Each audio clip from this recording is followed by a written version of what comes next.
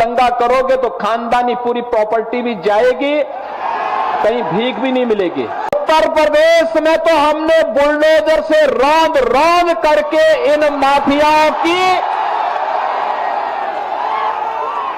कचमूर निकाल करके उत्तर प्रदेश की धरती से जहन्नुम के रास्ते उनके खोल दिए हैं। मैं परसों रघुनाथपुर में आया था और रघुनाथपुर में मैं इसलिए आया था क्योंकि एक खानदानी माफिया वहां पर फिर से कब्जा करना चाहता है।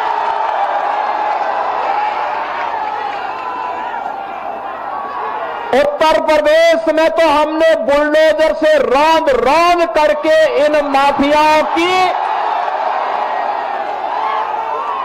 कचमूर निकाल करके उत्तर प्रदेश की धरती से जहन्नुम के रास्ते उनके खोल दिए हैं। लेकिन हमारी सीता मैया से जुड़े हुए बिहार की धरती पर कोई मारीच और सुबह फिर से सिर न उठाना पड़े, उठा सके। लेकिन जब मैं उस दिन आ रहा था तो बड़ी बारिश शुरू हो गई थी और मैं सोचता था कि कोई सभा में होगा नहीं, लेकिन रघुनाथपुर की सभा में वहां के युवाओं की, यहां के नागरिकों की, यहां के अन्नदाता किसानों की, यहां की माताओं बहनों के उत्साह को देख करके मैं कह सकता था कि सिवान की सभा में उससे भी बड़ा सैलाब आने वाला है। और मुझे विश्वास था। और मैं जब लखनऊ से आज प्रातः चला तो लोगों ने कहा कि सिवान में लोग नहीं आएंगे। मैंने कहा देखो, मेरे आने के पहले 50,000 की भीड़ वहां पहुंच चुकी होगी, इसकी चिंता मत करो, वह बिहार है।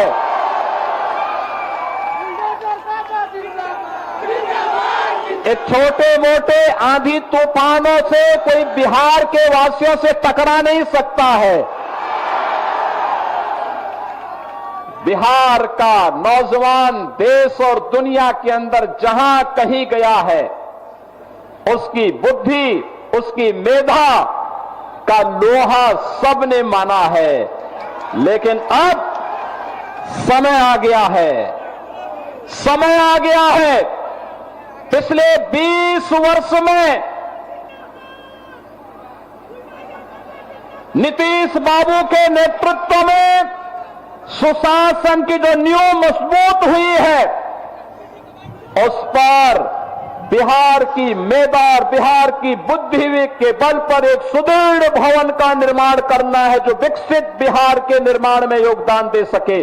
और इसके लिए आपका आह्वान करने के लिए आज मैं वापस यहां पर आपके बीच आया हूं। बहन और भाइयों, ये सचमुच जब हर व्यक्ति घबराया है बारिश में क्या होगा, तब भी आपने उत्साह दिखाया, आपने दिखाया। सचमुच ये अभिनंदनीय है, स्वागत योग्य है। और इसीलिए मैं आप सभी का, सिवान वासियों का हृदय से अभिनंदन करता हूं, स्वागत करता हूं। बहनों और भाइयों, आपने देखा होगा कहीं कोई मजमा लगता है ना, तो मजमा में बहुत सारे लोग आ चुके होते हैं। अपने अपने तरीके से वे वहां पर लोगों की आंखों में धूल झोंकने का काम करते हैं। लेकिन याद रखना, जिन लोगों ने बिहार के सामने पहचान का संकट खड़ा किया था, जिन लोगों के कारण सिवान वासी भय और दहशत के माहौल में जीने के लिए मजबूर हुए थे, उन लोगों को दोबारा बिहार में वापस आने नहीं देना है, किसी भी हालत में नहीं आने देना है। ये काम कांग्रेस ने क्यों नहीं किया? ये काम आरजेडी ने 15 वर्षों में क्यों नहीं किया? मोदी जी ने 11 वर्ष में करके दिखा दिया।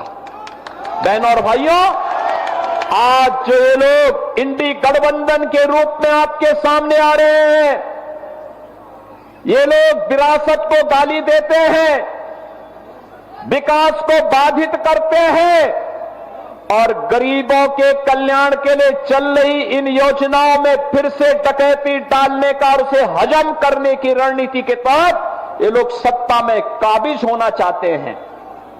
याद करना, अगर कांग्रेस और आरजेडी जीतती है तो गरीब के राशन को सबसे पहले बंद करके हजम कर डालेंगे। नौजवानों की नौकरी के इस नाम पर ये लोग नौकरी तो नहीं देंगे, नौकरी के नाम पर आपकी जमीन को भी हजम कर डालेंगे। ये लोग विकास तो नहीं कराएंगे, लेकिन विकास के नाम पर माफिया राज को फिर से ला करके नग्न तांडव करवाने का कार्य सीवान के अंदर और बिहार के अंदर फिर से करने का कार्य करेंगे। याद,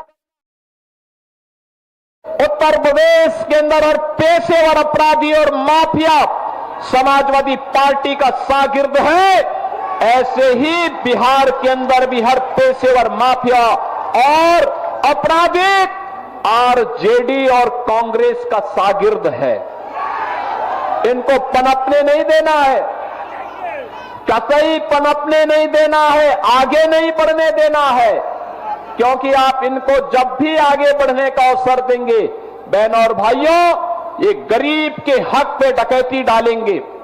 बहन और बेटियों की सुरक्षा पर ये लोग सेंध लगाएंगे, नौजवान रोजगार को छीनने का कार्य करेंगे और अन्नदाता किसानों की खुशहाली को ये लोग हर हाल में रौंदने का कार्य करेंगे। इनको किसी भी स्थिति में आने नहीं देना है और इसके लिए मैं आप सभी सिवान के अपने बहन और भाइयों का आह्वान करने के लिए आज लखनऊ से विशेष रूप से आया हूं। बहन और भाइयों, मैं तो आपसे पूछना चाहता हूं, ये कांग्रेस के लोग, ये कांग्रेस और आरजेडी के लोग, ये वही लोग हैं जिन्होंने भगवान राम की रथ यात्रा को रोकने का काम किया था। ये वही लोग हैं जिन्हें भगवान राम और भगवान कृष्ण की विरासत पर गौरव की अनुभूति नहीं होती, जिन्हें बुद्ध की परंपरा पर गौरव की अनुभूति नहीं होती, जो लोग डॉक्टर राजेंद्र प्रसाद जी का, जिन लोगों ने डॉक्टर राजेंद्र प्रसाद जी का, लौह पुरुष सरदार वल्लभ भाई पटेल जी का, बाबा साहब डॉक्टर भीमराव अंबेडकर जी का, लोकनायक जयप्रकाश नारायण जी का और कर्पूरी ठाकुर जी का जिन लोगों ने अपमान किया हो, वे कांग्रेस के लोग। आज आवश्यकता पड़ती है कैसे इन लोगों ने बिहार के ही पुत्र से सीताराम केसरी को अपमानित किया था। यही तो कांग्रेस है। कैसे जेपी के सपनों को आरजेडी ने धूल दूषित करने का काम किया था, किससे छुपा हुआ नहीं। बहनों और भाइयों, राजेंद्र बाबू जब सोमनाथ के मंदिर के पुनरुद्धार के लिए जा रहे थे, कांग्रेस के उस समय के प्रधानमंत्री पंडित जवाहरलाल नेहरू ने कहा मत जाओ। उन्होंने कहा सोमनाथ के मंदिर के लिए, उन्होंने कहा नहीं जाना है, मंदिर का पुनरुद्धार नहीं होना है। राजेंद्र बाबू ने कहा कि मैं बिहार में जन्मा हूं और सोमनाथ भारत के गौरव का प्रतीक है, पहला द्वादश ज्योतिर्लिंगों में पहला ज्योतिर्लिंग है। आवश्यकता पड़ेगी अपने पद से इस्तीफा दूंगा, लेकिन सोमनाथ के मंदिर के पुनरुद्धार कार्यक्रम में जरूर जाऊंगा। यह है बिहार, और बिहार ने साबित कर दिया, बिहार ने साबित कर दिया कि जिन लोगों ने राम मंदिर के रथ को रोका था, जिन लोगों ने सुप्रीम कोर्ट में एफिडेविट दाखिल करके कहा था कि राम काल्पनिक हैं, बिहार की जनता ने उनको खारिज किया और प्रधानमंत्री मोदी जी के नेतृत्व में आज अयोध्या में भव्य राम मंदिर का निर्माण हो गया है। आज आप अयोध्या जाएंगे, कितना सुंदर मंदिर बना है, दुनिया का सुंदरतम मंदिर, सुंदरतम मंदिर, सबसे भव्य मंदिर। और अगर अयोध्या में भगवान राम का मंदिर बन रहा है तो सीतामढ़ी में मां जानकी का भी भव्य मंदिर का निर्माण ये एनडीए की, बीजेपी की सरकार करवा रही है। बहनों और भाइयों, बहनों और भाइयों,